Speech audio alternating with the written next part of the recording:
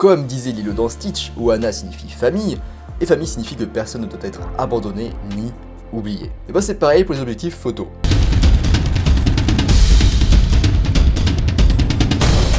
Il existe en gros 5 familles d'objectifs.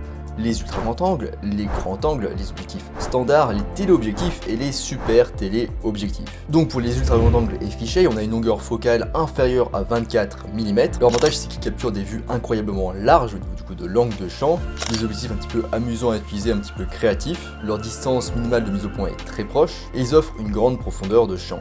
Au niveau des inconvénients par contre, ils présentent une vision très déformée du monde, mais bon ça c'est normal. Au niveau des situations, donc je vais vous les mettre là très brièvement pour que vous puissiez les regarder, mettre pause si vous le souhaitez. Sinon vous pourrez trouver plus de détails dans mon article que je vous mets en description. Donc là c'est un article qui parle de 20 critères pour choisir son objectif. Ensuite on a l'objectif grand angle, donc là il y a une distance focale entre 24 mm et 35 mm. Au niveau des avantages, donc on a un angle de vue large aussi, on a aussi une grande profondeur de champ, c'est facile d'obtenir une mise au point nette sur les objets proches et éloignés. On peut aussi par exemple faire quelques portraits créatifs d'animaux ou de gens avec leur distorsion. Donc aussi par exemple en photo de concert ça peut être intéressant. Au niveau des inconvénients, donc un petit peu le même que l'objectif d'avant, c'est la distorsion poussée qui fait qu'en fait on va observer des lignes qui seront un petit peu courbes alors qu'en réalité elles sont droites. Au niveau de l'utilisation, je vais me varier ici. Ensuite on a les objectifs standards, donc ils ont une longueur focale entre 35 mm et 70 mm. L'avantage c'est qu'ils capturent une vision du monde à peu près équivalente à celle de la vision humaine. Ils provoquent une distorsion assez faible. Ils offrent la capacité d'isoler facilement un sujet de son arrière-plan, en proposant des profondeurs de champ plus restreintes par rapport aux objectifs qu'on a vus avant. Le niveau d'inconvénient, c'est qu'on est un petit peu dans un entre-deux qui n'est pas toujours forcément confortable. Donc on peut se retrouver sur un angle de champ beaucoup trop restreint pour du paysage. Et parfois on peut se retrouver trop éloigné d'un sujet, donc sans pouvoir non plus bouger d'ailleurs, et du coup on peut pas bien le photographier, parce qu'on manque un petit peu de distance focale. Au niveau d'utilisation, je vous les mets ici, donc principalement du portrait en général, photo de rue, photo de reportage. Ensuite on a les téléobjectifs qui ont une longueur focale entre 60 mm et 300 mm. Au niveau des avantages, donc on peut se rapprocher d'un sujet sans être forcément vu, très utile pour espionner ses voisins.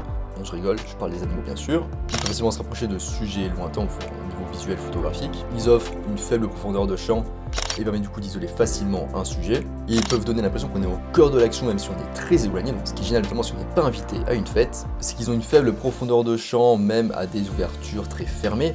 Donc il faudra bien faire attention à avoir une bonne mise au point bien nette au bon endroit. Il demande aussi une bonne stabilité lors de la prise de vue parce qu'en effet plus la longueur focale est importante, plus l'appareil photo et la photo sera sensible à tout ce qui est mouvement, vibration, flou de bouger. C'est lourd et coûteux. Au niveau d'utilisation, donc globalement souvent c'est de la photographie animalière ou sportive ou éventuellement de portrait. Ensuite on a les super téléobjectifs qui ont une longueur focale qui va au-delà de 300 mm. Les avantages c'est à peu près les mêmes qu'avant mais en plus, en mieux. En inconvénient c'est très grand et très lourd. C'est aussi très coûteux, et là l'utilisation d'un trépied est quasiment obligatoire tellement que c'est gros et lourd, et pour bien sûr avoir une stabilité parce que là aussi du coup c'est amplifié par rapport aux objectifs d'avant, et on a encore besoin de plus de stabilité vu la longueur focale ici.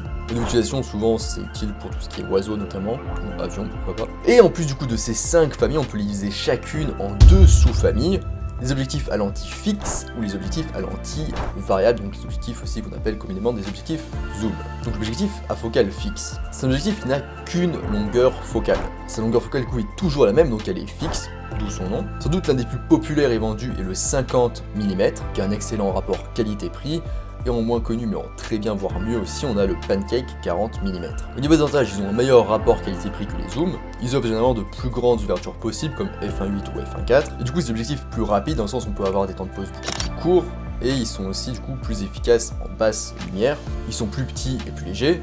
Ils ont un meilleur piqué. Vous ne pouvez pas zoomer avec, mais du coup le point positif, si on est positif, c'est que du coup ça va vous obliger à vous déplacer et à réfléchir, à être créatif, donc c'est assez positif et bien pour l'apprentissage notamment. Au niveau d'inconvénient, c'est que c'est moins flexible du coup qu'un zoom. Vous pouvez pas zoomer ou dézoomer, parfois ça fait bien chier. Au niveau de l'utilisation, je vous mets aussi tout ça ici. Je rappelle que vous pouvez toujours tout retrouver dans mon article en description. Mais globalement en fait on utilise ça quand on n'a pas besoin, on sait qu'on n'a pas besoin de zoomer et dézoomer. Ce que j'appelle du coup un environnement contrôlé comme par exemple en studio. D'ailleurs c'est souvent très utilisé en photographie de portrait. Ensuite on a l'objectif du zoom ou à focale variable. Contrairement à l'objectif à focale fixe, l'objectif zoom peut être réglé sur une plage de plusieurs longueurs focales. Cas concret, bien souvent dans les kits pour débutants d'appareil photo, on a un boîtier plus un objectif, on a un objectif un petit peu kit qui est zoom, et souvent c'est un énorme zoom de mauvaise qualité, d'ailleurs ça c'est déconseillé d'acheter ça, qui fait souvent 18 200 mm, alors ça typiquement c'est un objectif zoom. Au niveau des avantages, du coup ça permet plus de flexibilité et de souplesse lors de la prise de vue, on n'a pas à se déplacer, on a juste à zoomer et dézoomer. Ça permet d'être paré à diverses situations. Parfois en fait on peut tout simplement pas se rapprocher physiquement de quelqu'un, de quelque chose où on n'a pas le temps, donc c'est bien de pouvoir faire un petit coup de zoom et c'est bon. Comme ça couvre plus de longueur focale, on peut par exemple prendre un seul objectif zoom pour 2 ou 3 objectifs fixes, ce qui est notamment très utile si on est en voyage ou en déplacement et qu'on veut pas trop s'encombrer.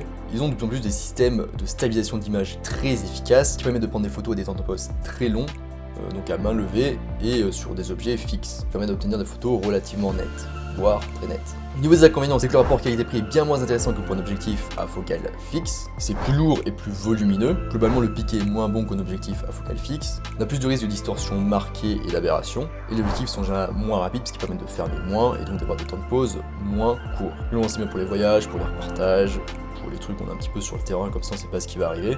Et notamment pour les conditions climatiques difficiles. Et oui, pourquoi? Parce qu'en général, dans ces cas-là, si par exemple il neige beaucoup et pleut beaucoup, on veut pas trop changer d'objectif. Donc c'est bien de couvrir plusieurs focales.